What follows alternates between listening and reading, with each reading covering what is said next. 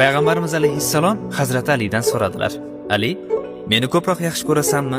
Allohnimi, Fotimanimi, bolalaringnimi? Hazrati Ali, hammangizni yaxshi ko'raman yo Rasululloh deganlarida Payg'ambarimiz alayhissalom, ey Ali, bir qalbda shuncha sevgi bo'lishi mumkinmi? Hazrati Ali ilmning eshigi bo'lishiga qaramasdan javob bera olmadi. Ijozat istadi.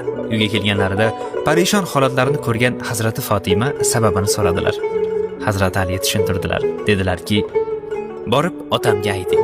Allohni ruhim bilan, payg'ambarini qalbim bilan, Fotimani nafsim bilan, bolalarimni shafqatim bilan sevaman.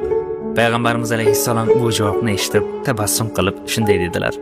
Ey Ali, keltirgan guling payg'ambarlik daraxtidan uzilgandir. Javobingdan Fotimaning hidi kelyapti.